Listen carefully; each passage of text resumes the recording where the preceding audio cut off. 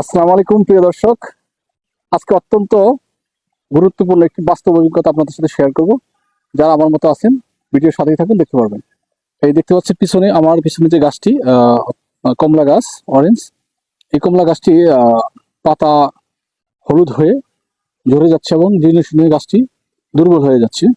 এটা একটু বেশি হচ্ছে শীতের সিজনের পরে, কিন্তু এটা বেশি হয়ে যাচ্ছে। তার পরিপ্রেক্ষিতে আমি অনেক রিসার্চ করে, কথা মানুষের যোগাযোগ করে একটি সার প্রয়োগ করেছি। সেই সারটি আপনি দেখাচ্ছি। এই যে অনুখাদ্য, যেটাকে বলা হয় মাইক্রো নিউট্রিশন অনুখাদ্য, এই দেখতে পাচ্ছেন।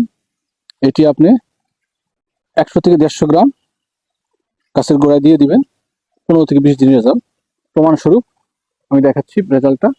আমি এই গাছটাতে দিয়েছিলাম আরো কিছুদিন আগে। দেখেন এই গাছটা অনেকটাই কিন্তু ফিরে আসছে, সবুজ হয়ে আসছে। তো এই যে সারটি মাইক্রো নিউট্রিশন, এটা হলো বাংলা হলো অনুখাদ্য বলা হয়।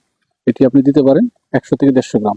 তাহলে আপনার গাছগুলো আবার পুনরায় উজ্জীবিত হবে এবং বেশি ফল পাবেন।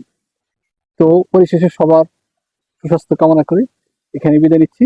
দেখা হবে পরবর্তীতে কোনো এক ভিডিওতে। ততক্ষণ ভালো থাকুন, সুস্থ থাকুন, এই প্রত্যাশা। আসসালামু আলাইকুম।